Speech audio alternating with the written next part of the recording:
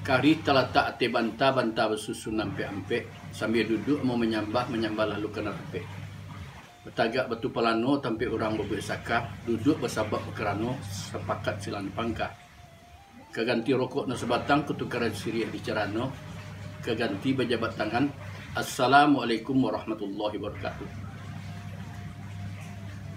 Jus salam sambah dianjuang, sama memuji pada Allah, sama salawat pada Nabi. Sambah sujud salam tersimpu, sarek bungkan api awai, neraco luri main daun, indah bersibak juga indah bersibak juga sisir, bukan bahinggo juga batik, ambo kemenangan sambah. Si jorong menggadi lambah, memakai baju biludu gandum, kota dorong ambo menyambah, sekali gawa beribu ampun. Kulit lawa di pulau rimbau, anak rusuh mati terdabih, kok salah minta ditembang, kok dosa ampun labih. Menyurek di atas pintu, mengarang tapak tangan, melompet nak bersetumpu, mencancang nak pelandasan. Ambo susun jari na 10, ambo pinjamkan lutut na tu, ambo tak kuakan kepala na 1. Pertama kepada angku-angku ni nak mamak, na gadang pasal batuah, na pucuk sebenar bulik, na murek sebenar tunggang. Ureknya 5 gumatan, batangnya sandi andiko, dahannya cupak juga gantang, rantiangnya bari balabeh. Bunganya mungkinnya patut, buahnya katuan nabana. Daunnya rimbun di adat, daunnya rimbun tampik berlindung kepanasan, tampik betadua kehujanan. Tinggi nan tapak jauh dakik yang basuh, kapai tampik bertanya, kepulang tampik berberito. Di anak kemenakan na selingkung cepat adat na sepayung sepatagak menjala masuk nagari. Tumbuhnya kerana ditanam, tingginya kerana dianjung, gadangnya kerana diambah. Kok tugasnya kusik menyelesaikan karuh macam ni, panjang mengerik singkit maulih. Yang dalam syarat sabuikan man sada qaumuhu fid dunya wal akhirah fa huwa sidun. Penghulu itu adalah orang yang memimpin kaum anak kemenakannya untuk selamat dari dunia ke akhirat. Kedua salam kedua sampaikan kepada alim lama jutuangku suluh bendang dalam negari. Penyuluh korang di kampung labuh tapian sawah jeladang. Dan tahu halal haram yang tahu je semang salah 100 hak jangan mati. Nama gagam arif memegang taku Al-Quran dan Sunnah. Atau dalam ajaran syarak dikatakan Al-Ulama Warisatul Anbiya. Ketiga salam sambang bertujuan kepada jadi pandai pagaran kokoh. Orang nan arif bijaksana. Nan tahu je kilik bayang. Tahu je rantian nan pucut. Arif dahan kemimpok. Pandai membaca kilik je bayang. Alun terkilik datang kalam bulan lah sangkut 30. Balun dilik lah dimakan rasul lah tiba dalam tubuh. Kemudian salam penghormatan tak lupa juga bersampaikan kepada kaum ibu yang dalam adat kita di Minangkabau sabit bunda kandung. Bunda kandung tu limpapih rumah gadang. Umbun puruk pegang kunci, umbun puruk alung bunian. Pusik jalur kumpulan tari, sumarak dalam kampung hiasan dalam negari. Kau hidup tampik manasa, kau mati tampik benih, kau undang-undang ke Madinah, kau yang panji ke surga. Atau dalam ajaran syarat dikatakan an-nisa imadul bilad, in suluhat fasuluhat, wa in fasadat fasadat. Bahwa di tangan kaum ibu itulah terletaknya baik buruknya masyarakat. Baik buruknya kaum, suku, korong, kampung dan negari, malah bangsa negara terletak pada kaum ibu. Kemudian salam penghormatan terakhir tak lupa kita sampaikan kepada para generasi muda yang dalam ajaran adat kita di Minangkabau disebutkan namudo pembimbing dunia. Nan capek kaki ringan tangan, capek kaki indak penarung, ringan tangan bukan pemacah, aso terantang dua sudah, nambah hati suci bermuka jani, acang-acang dalam negari. Kesemuanya itu di dalam pembicaraan dalam channel YouTube ini, Ambo panggil dengan sebutan Dusanak penonton YouTube. Baik, Dusanak penonton YouTube adat Minangkabau yang saya hormati. Pertama-tama mari kita menganjatkan puji dan syukur kepada Allah SWT yang senantiasa melimpahkan rahmat dan kurnia kepada kita semua. Di mana berkat rahmat dan kurnia tersebut pada saat ini, pada kesempatan ini, kita dipertemukan melalui channel YouTube yang khusus membahas tentang adat Minangkabau. Adat Minang sebagai salah satu corak dari kebinekaan dari budaya nasional. Tujuan kita adalah dalam rangka meningkatkan pengetahuan kita terhadap kebudayaan nasional yang bersumber dari kebudayaan daerah. khusus untuk kita di Sumatera Barat, Minangkabau, adalah rangka meningkatkan pengetahuan dan pemahaman kita terhadap adat Minangkabau. Karena adat Minangkabau itu adalah pedoman dan pegang hidup bagi kita di Minangkabau, agar terwujudnya masyarakat yang kita cita-citakan, itu masyarakat yang berbahagia, masyarakatnya sejahtera, yang di dalam ungkapan adat dikatakan bumi sanang padi menjadi. Padi kuning jago mau pia teranak bakamang biak, bapak kayu mandi barame, mama disamba orang puluh, ketangga bataburai ketapi begantang podi. Atau yang dalam ajaran Syarak di Minangkabau dikatakan masyarakat yang baldatun toibatun warabun gubur. Selanjutnya selawat dan salam tidak lupa pula kita kirimkan buat arwah junjungan kita Nabi besar Muhammad SAW. Beliau merupakan contoh teladan yang baik bagi kita dalam membina hidup, baik hidup pribadi, hidup berkeluarga, hidup bermasyarakat. Yang dalam istilah adat Minangkabau, hidup berkaum, bersuku, berkorong, berkampung, bernegari.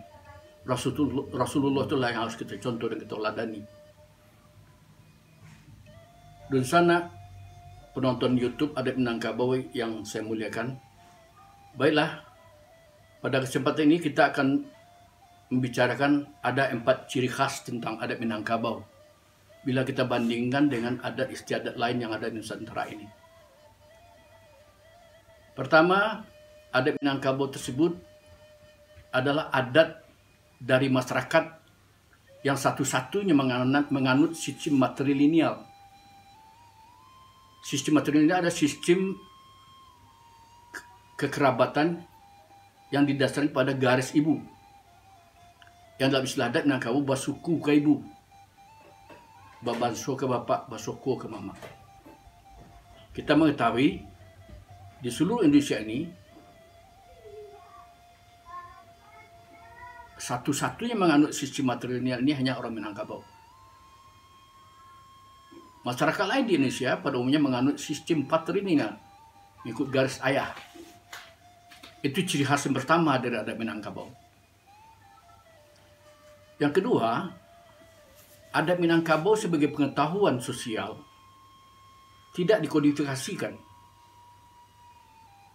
Jadi, tidak ada kitabnya, tidak ada bukunya. Kenapa tidak? Karena waktu adat dibuat, waktu adat diciptakan oleh pencipta adat Minangkabau, memang di Minangkabau belum dikenal adanya kebudayaan tulis baca. Belum ada guru, belum ada sekolah. Guru satu-satunya alam. Alamlah yang menjadi guru pertama bagi orang Minangkabau.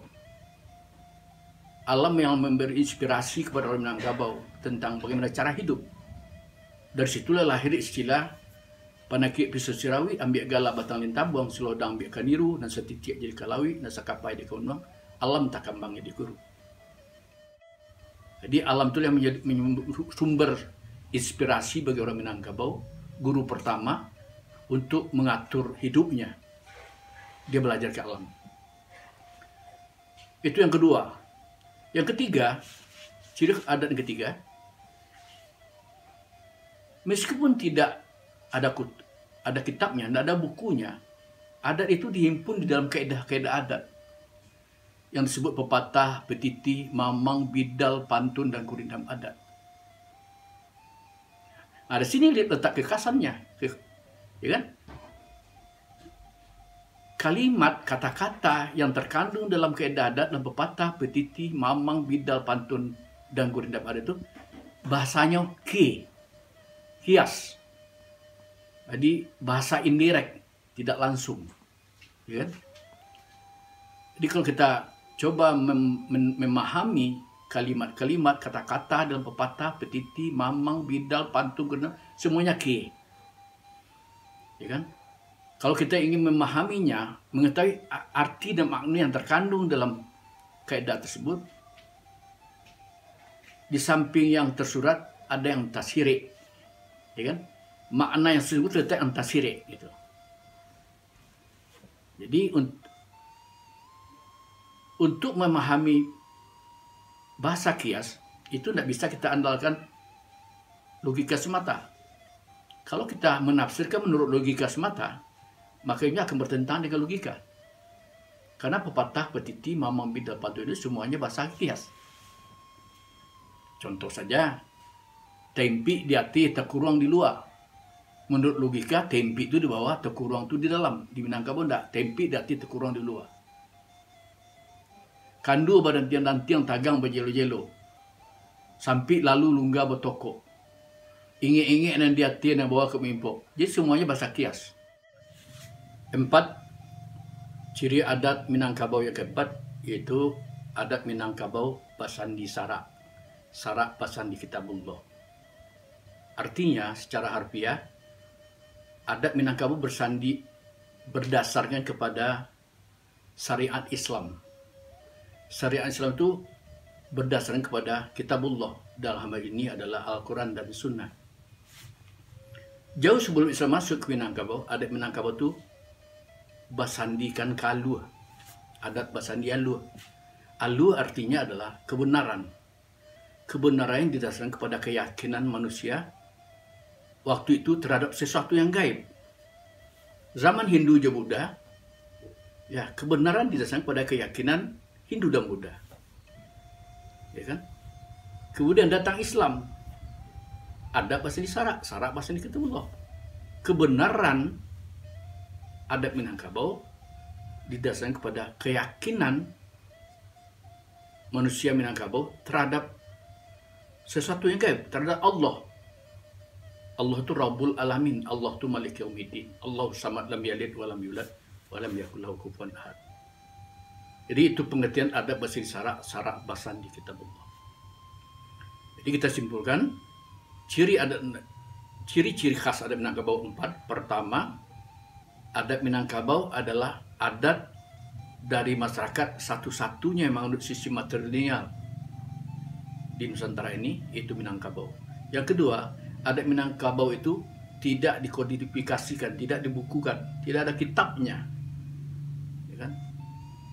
Ketiga, adat Minangkabau itu dihimpun dalam kaedah adat dalam bentuk pepatah, petiti, mamang, bidal, pantun, dan gurindam, dan bahasanya kias.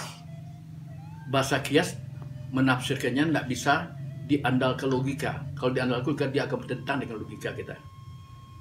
Malangka di ujung kari basilik pangka padang, kato selalu bohong pamor, rundiang selalu berkiasan. Yang keempat, adat Minangkabau basandi Sarak, Sarak basandi Kitabullah. Dan sana para penonton YouTube adat Minangkabau yang saya hormati, barangkali karena kita dibatasi oleh waktu, episod ini kita cukup sampai demikian dulu. Tidak dapat ceripang padi batuan di balaka paraku, tidak dapat bahkan dati karena Tuhan dan balaku.